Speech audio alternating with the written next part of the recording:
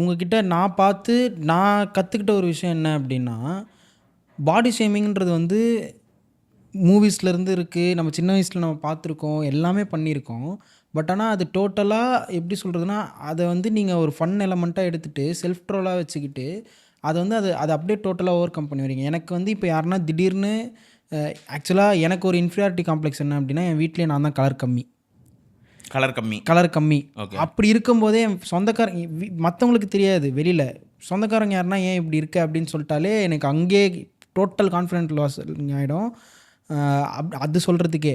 But ஆனால் நீங்கள் லைவில் போகும்போது உங்களை அந்த மாதிரி சொல்கிறப்போ நீங்கள் அதை வந்து ஸ்போர்ட்டிவாக எடுத்துகிட்டு பண்ணும்போது எனக்கு அப்படியே அது எனக்கு அது ஐ ஓப்பனர் மாதிரி இருந்துச்சு. அது நம்ம எப்படி எடுத்துக்கிறோம் அப்படின்றது தான் இருக்குது அப்படின்ட்டு. அதை நீங்கள் எப்படி ஓவர் கம் பண்ணி வந்தீங்க? அண்ட் அது நான் எப்போ ஓவர் கம் பண்ணேன்னு எனக்கு ஷுவராக தெரில. ஏன்னா வந்து அது எனக்கு ஓவர் கம்னு அந்த இதுவே எனக்கு தெரில எனக்கு. ஏன்னா ஸ்கூலில் எனக்கு கலாய்ப்பாங்க.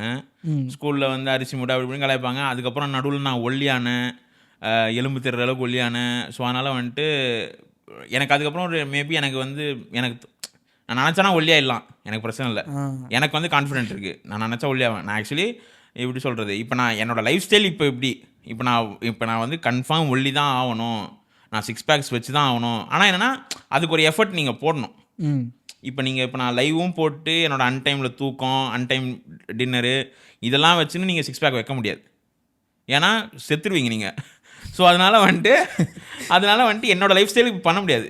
வேணால் ஹெல்த்தியாக வச்சுக்கலாம். இப்போ என்னால் குனிய முடியும், ஏஞ்சிக்க முடியும், உட்கார முடியும், ஏஞ்சிக்க முடியும், கீழே உட்கார முடியும், ஏஞ்சிக்க முடியும், என்னால் நடக்க முடியும், மூச்சு வாங்காமல் நடக்க முடியும், அவ்வளோதான். நான் ஹெல்த்தியாக இருக்கேன். இது பாடி ஃபேட் இருக்குது இல்லைன்னு சொல்ல, பட் நான் ஒபீஸ் தான். கிட்டத்தட்ட 120னா ஒபீஸ் தான். அது 100 மேலே போனாலே ஒபீஸ் தான்.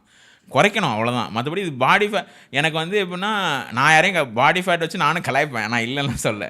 நான் குண்டாக்கிறவனை கலாய்ப்பேன். நான் அது பிரச்சனை இல்லை. உள்ளே இருக்கிற நீ தான் கலாய்க்கூடாது. அப்போ தான் அது வந்து இது புரியுது.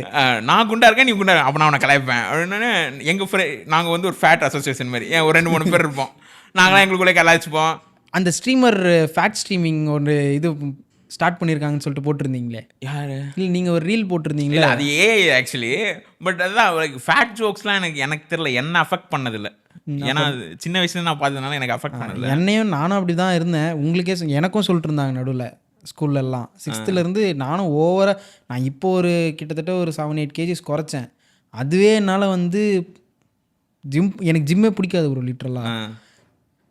நான் வந்து ஒரு சில பேர் இருப்பானுங்களே, என்ன சாப்பிட்டாலும் ஏற மாட்டானுங்களா, அவனுங்களாம் பார்த்தா விருப்பாக இருக்கும், எதுவுமே இருக்காது. அவனுங்களுக்கு வந்து உடம்பு போடணுன்னு இருக்கும், நமக்கு உடம்பு குறைக்கணும்னு இருக்கும். ப்ரோ லிட்ரலாக சுகர் கட்டில் இருக்கேன்னு வச்சுக்கோங்களேன், ஒரே ஒரு காஃபி குடிச்சிருப்பேன், அடுத்தலாம் மூஞ்சி இவ்வளோ பெருசாக வீங்கிருக்கும். ஆமாம், அது நம்ம மெட்டபாலிசமாக என்ன இழவுன்னு தெரியல, கரமோன்னு தெரில.